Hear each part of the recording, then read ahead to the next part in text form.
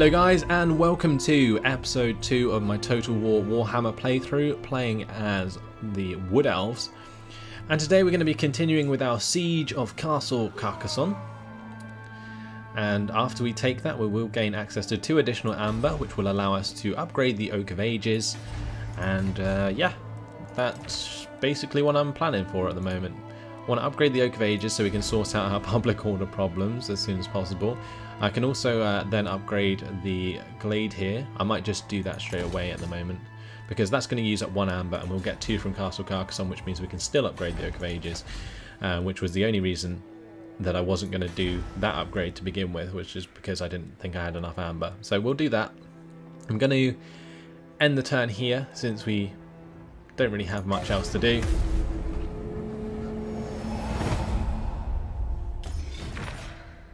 And Aguilon is being attacked by Bordello, so we are going to enter the war on the side of our ally. The Redhorn tribe has been destroyed, and Waystalker is back in the field, and Val the Maker is complete. So we need to go and move on with our technology. So we're going to get Ladriel, Lady of Mists, which will give us extra relations with Bretonnian kingdoms, extra evasion using wild roots, and enemy hero action success chance -5%. So where did our dude pop up? There he is, Dodan. Going to bring him back round past the King's Glade, and I'm going to deploy him for this turn, just so that he gets some experience. We'll continue the siege there with Orion. Nothing much else to do. Factions encountered, quite a few actually.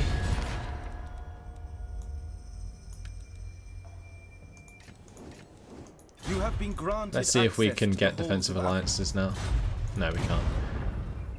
But our relations are still improving, which is good. Everyone else pretty much hates us. That's okay though. Let's move on to the next turn again. Back to your empty hole. Clan Ungrund, our friends. They want us to join the war against the Crooked Moon. No, we don't want to do that. We're pretty busy at the moment.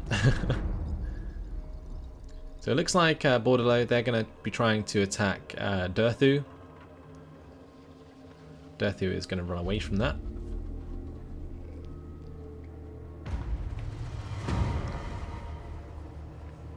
And the Dreaming Wood. Okay, so this is an event. A young Glade Lord, full of hope and naivety, wishes to journey into the Dreaming Wood to recover a lost artifact. Headstrong and confident, perhaps to the point of arrogance, the Dreaming Wood is a twisted domain ruled by the Prince of Pleasure, Slaanesh. To enter is to dance with the Chaos God of madness and desire. Most who enter never return, claimed body and soul by the forces of ruin. Yet this Glade Lord seems self-assured. Do you allow them to recover this item or forbid the journey? So that's for the Dragon Helm, which will give us fire resistance and +4 armor. And we'll get Chaos Corruption +4 across all provinces for 4 turns. We don't really need that at the moment, so I'm going to deny that. Guardian of the Deep Wood. Dodan has leveled up. I fear no one. I think I might just leave him there, honestly. But what I'm going to do is make him into a spy. So enemy hero success chance is modified by an additional -8, which is good. That's when he's deployed, so anything that goes on in the King's Glade at the moment basically won't work for the enemy. Attack! Right, let's go ahead and see how many more turns we need. 3 more turns and then I'll probably assault Castle Carcassonne. It'll be a massive battle to start off with. Then what we'll do is we'll take Brion, and then I guess we'll head up and take out Bordello as well. So yeah, quite an interesting start to say the least. Now, do we want to build anything here? I kind of want to keep my cash so that I can upgrade the Oak of Ages as soon as possible. In terms of our bonus objectives, I think we did complete the chapter objective to destroy a Beastman Warherd, which is good. We need 5 more turns to get a 3rd technology, which will give us an extra 1,000, and the other ones I'm not worried about. So that will give us 4,000 cash once we upgrade this, and it's going to take 4 turns to upgrade. It's going to take us 3 turns to get enough siege equipment to attack Castle Carcassonne, so we're just going to move on again. I know this is maybe a little bit boring to watch, considering we are just going to have to wait for a lot of these end turns, but either way, looks like Dirthu's causing more issues for Bordelot again. And he's just going to keep running away, keeping them distracted, that's for sure. So they're going to offer us 1,200 now.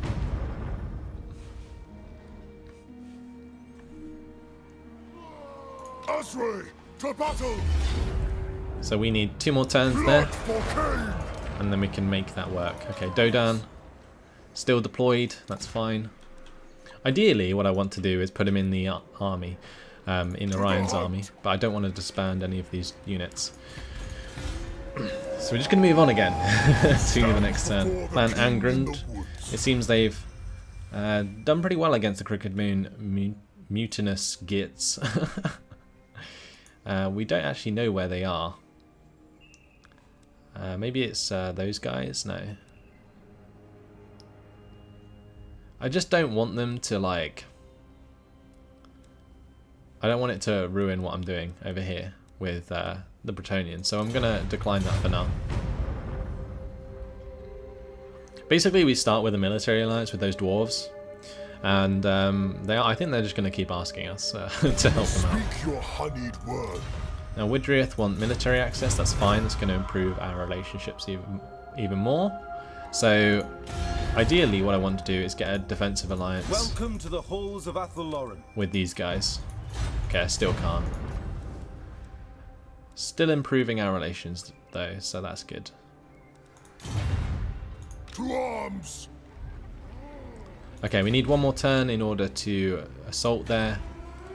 We only need 1,500 to upgrade the Oak of Ages, so I might be able to spend that much on something useful. Let me see.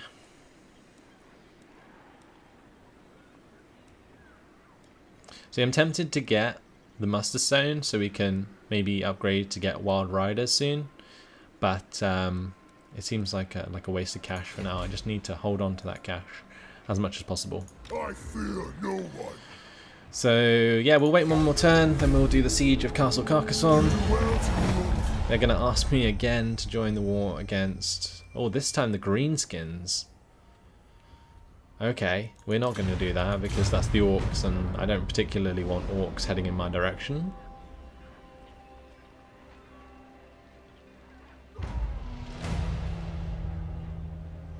Shapeshifters, the elves of the Skymark Reaches, Kavarok, come to you with a proposal. These subjects of Lord Adriel have ever been brash, always the first into battle and the last to apologise. Yet their latest endeavours are somewhat more nefarious. They wish to subvert the Bretonnian dukedom of Quelnes, by planting shape-shifting forest spirits amongst the court as damsels. Such a sneaky scheme is sure to wreak havoc amongst the Bretonnians, which may be to our advantage. Do you wish to aid them? Yeah, sure, why not? And we'll take 1,500 cash to help them with Paravon. We're going to be attacking Castle Carcassonne, and we're also going to be attacking Bordelot afterwards, so we may as well. Let's go ahead and take on this siege. It's going to be an incredibly hard one. I'm actually going to quick save it just in case. But I think we should be able to pull this off. It's going to be hard. They have a lot of cavalry though, which means that we are going to be able to take advantage of the walls once we get on them. So let's go ahead and fight this one on the battle map.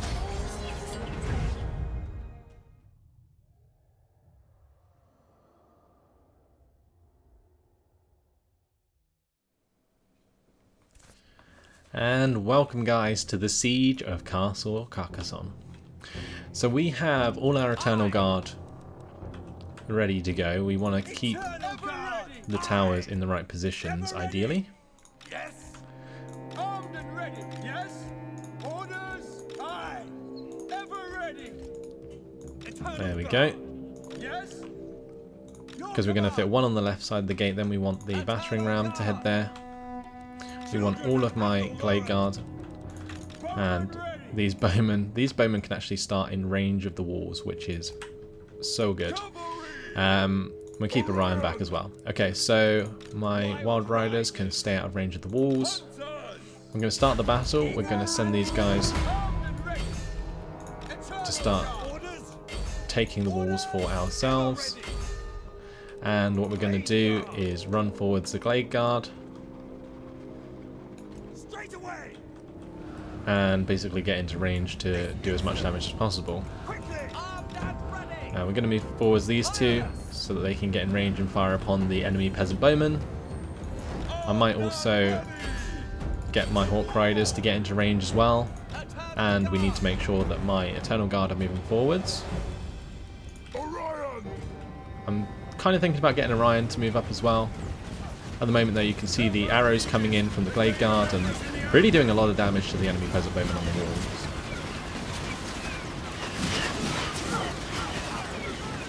It's already making them rout.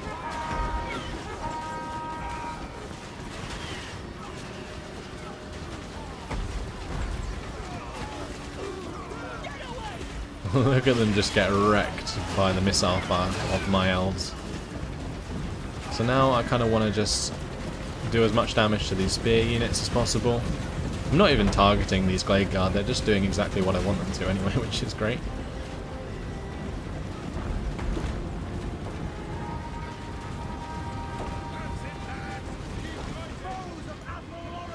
So far so good. Gonna get my cavalry and my other guys up as quickly as possible. Get Orion to the gates. Maybe I can get Orion on the walls actually. No, I can't. Orion can't go up siege towers. That's unfortunate. Alright, so we're going to engage here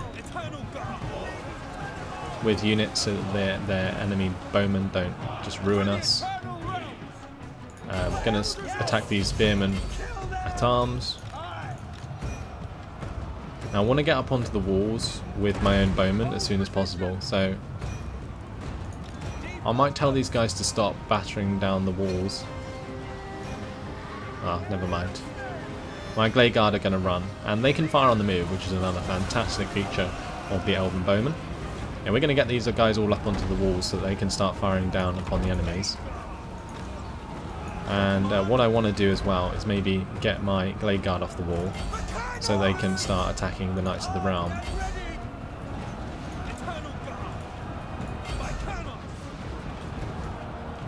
And soon we're going to be breaking through the gatehouse.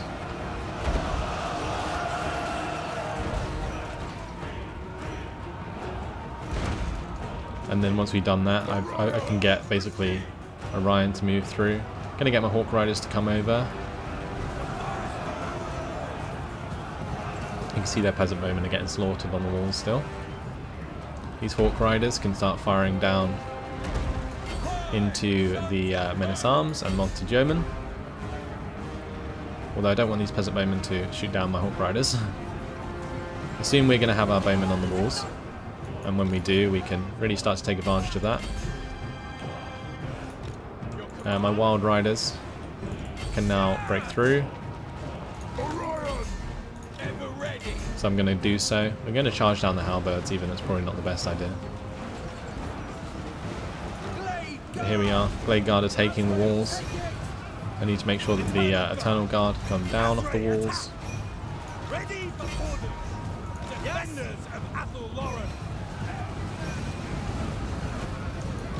And the Glade Guard can fire down. So at the moment you can see they are all fleeing.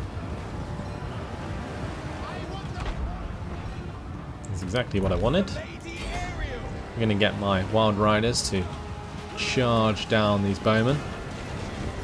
Here we go. Look at that. So awesome, this game. And we're going to now charge down into the back of those Knights of the Realm.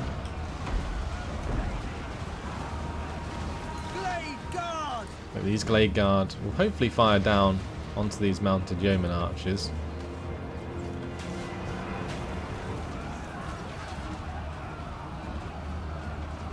I'm going to get my Hawk Riders to come across and start attacking them as well. Okay, all my Eternal Guard can continue the push. Eternal Guard! Ready for the hunt. Gonna keep moving forwards. Ever ready! Yes? Azrael, attack! Blade Guard! Gonna try and keep these guys all on the wall if we can. We're firing out of the map there. Not entirely sure why. Killing off a lot of those sword infantry though. That's a start. Hold position! Alright, let's get these guys to all move round to the gate, to the other gatehouse. My Way Watchers have actually run out of ammunition, so I'm going to We are tireless! try and attack them. Right, Orion is in there. We have the Tormentor Sword, so Blades. Slaughter them. let's use that. It looks like we're being attacked by cavalry here.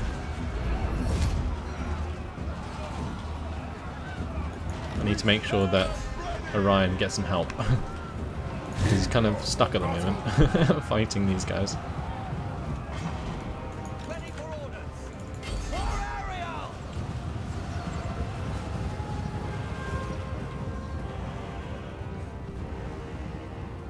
As you say!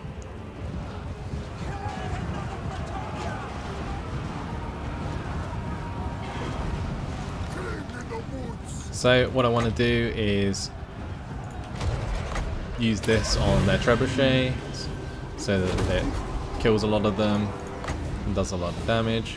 And I'm going to use this here, the Hawk's Talon, that will fire a load of projectiles down, which should hopefully do a lot of damage and make them flee. My Eternal Guard are getting very low, Blade Guard! but now my Glade Guard are in position to start doing a lot of damage to these cavalry. And we're going to get my own Wild Riders to come around and start attacking as well. So this is exactly what I want to happen. Way Watchers! And there we go, victory.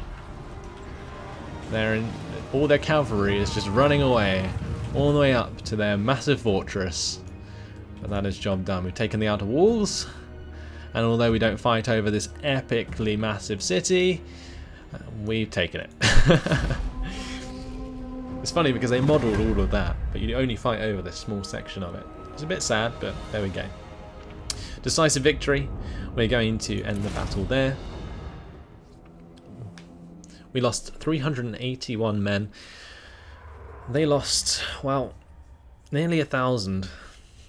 So pretty good job. Well done there. And that's going to absolutely annihilate that army because they're stuck inside the settlement, and we are going to cede it for ourselves. So we got a lot of loot from that battle. 7,600 we're now on.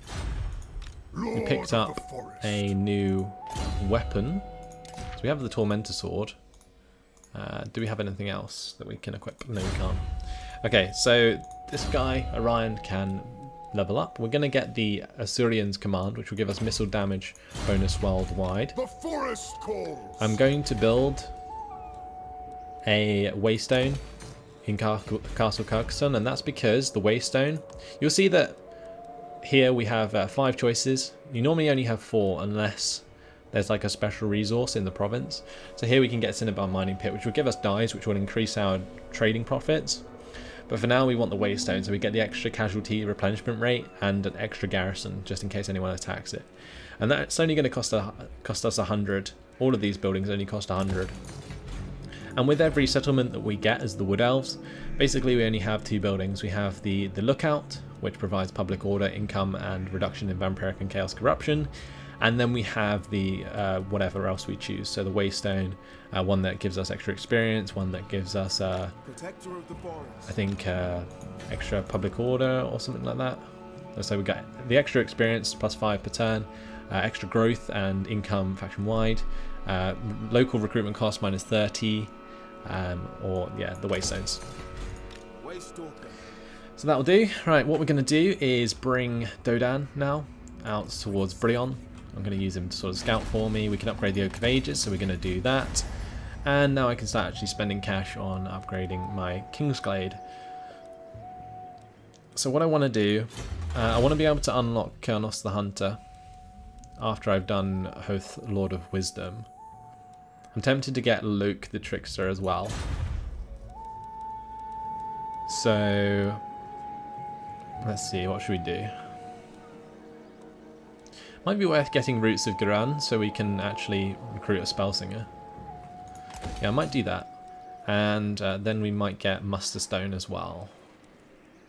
Because there's no point necessarily getting this one yet, although the extra campaign map movement range is actually pretty nice. So let's go for that. That means we can head towards Kurnos the Hunter whenever we want, which gives us even more campaign map movement range. It gives us so much maneuverability to move around. So we're going to end the turn. Next turn what I'm going to do is bring Orion out of the settlement and we'll replenish him near Brion. These guys want to give us 2,700 for a peace treaty, but I just want to take their settlement honestly, so we're going to do that. It doesn't give us much income over time, but it just gets rid of them as a threat, which is, I think, more beneficial. So we're going to move Orion out of Castle Carcassonne, and he will still be able to replenish due to this Waystone. We're going to get Dodan to move into the enemy province there, and we're going to deploy him. Okay, we're currently getting -6 in the Kingsglade. It's kind of making me tempted to recruit another Lord. But I don't really have enough income at the moment. So we're going to end the turn again, considering we've moved the only guys we can. Maybe next turn I'll try for defensive alliances again with the Wood Elves. You can see we've got that third technology now, which is going to allow us to move on. I'm going to get Luke the Trickster, just to sort out the public order for us. We are basically going to be taking Brion this turn, so that will cancel out the public order. Or the amber that we used, sorry.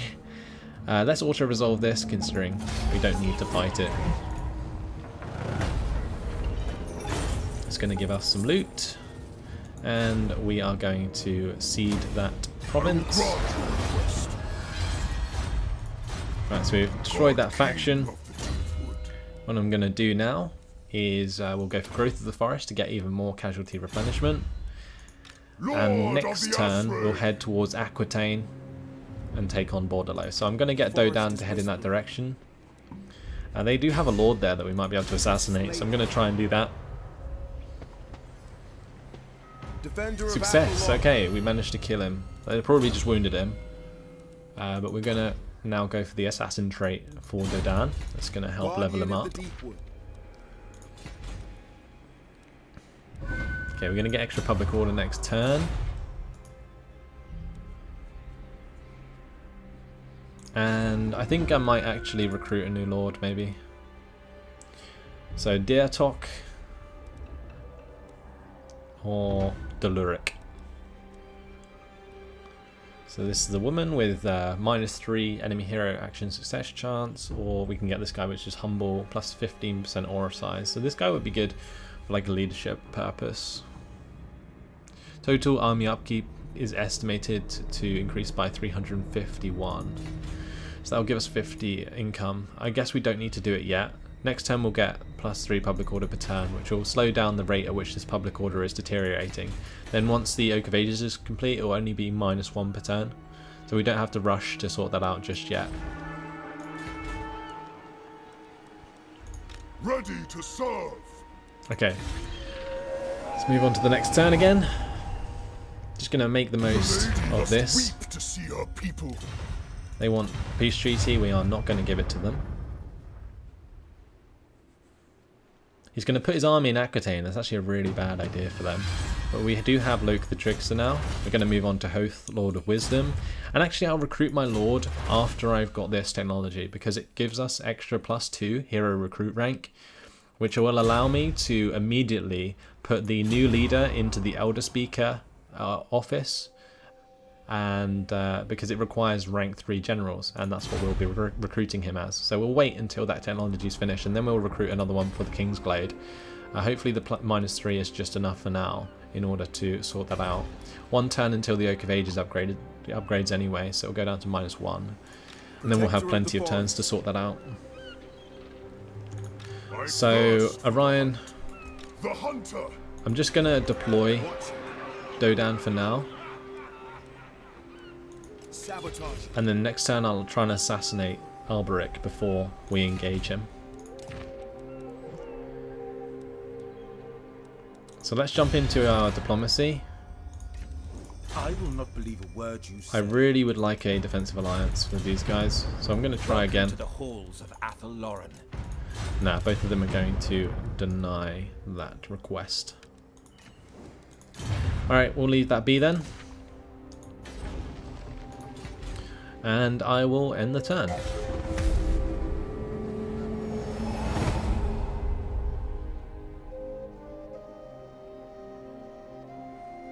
So we're moving through the turns pretty quickly, honestly. Your prestige grows, my lord. News of your conquest spreads far and wide. Your developing power is noted by even the most distant of kings and bestial lords. Well, there we go. The Oak of Ages. We got 2,000 for completing this quest and an extra 2,000 from bonus objectives from small seeds. Now we have the Oak of Oaks. From the Oak of Ages, Orion is reborn each year. The oak gives life to the king of the Azrae, and he in turn gives purpose to his elvish subjects. We're going to get 4,000 for upgrading it this time. At Athelloren Center, the glorious Oak of Ages blossoms into life. Okay, Heavens or the Underworld is a new event. The Azrae wish to erect a shrine within Athelloren, to give praise to the gods they so faithfully serve. Yet the question is posed, to whom should this shrine be dedicated? The two frontrunners are Asuryan or Cain, yet ultimately the choice is yours. Do you wish to honour the Phoenix King, Asuryan, the wise and just ruler of the Elven Pantheon, or his brother Cain, harsh and ruthless god of battle? So I think we might go for Cain for now, just because we are going to be fighting Bretonnia, and we won't necessarily benefit from plus 10%, because we only have like one building that gives us income at the moment, and that's the grapevines. Okay, so let's go ahead and attack Aquitaine. Oh, actually, what I want to do first. Wow, that's really bad balance of power. For the Kadai. I fear no one. Azrae, to battle. I'm going to break the siege way. because I want to try and assassinate this guy. They will perish. Success! Okay, fantastic. Master of the wild hunt. So that makes things a lot better. Now I'm not sure why this is so badly enough against us, because we can kill these peasant bowmen so easily with our Glade Guard. And their men-at-arms, polearms are just basically the same as our Eternal Guard. You can see a melee attack. I mean, their melee attack is even worse. They're actually terrible. So we're just going to quick save this, just in case it crashes. But unfortunately, guys, that has been my time. I don't really have time to fight this battle in this episode, so I am going to have to leave it here. I hope you guys have enjoyed the development of this campaign so far. This is the next massive battle that we have already, and I really love the pacing in Warhammer. I think even though the battles are quite arcadey and that Siege of Carcassonne was actually relatively short, I still think that they are epic battles. They're like almost the perfect amount of time for like the fantasy setting that you are provided with, and they don't take too long, which is really nice. But anyway, thanks for watching, guys. Hope you enjoyed it, and I'll see you in the next episode. Goodbye.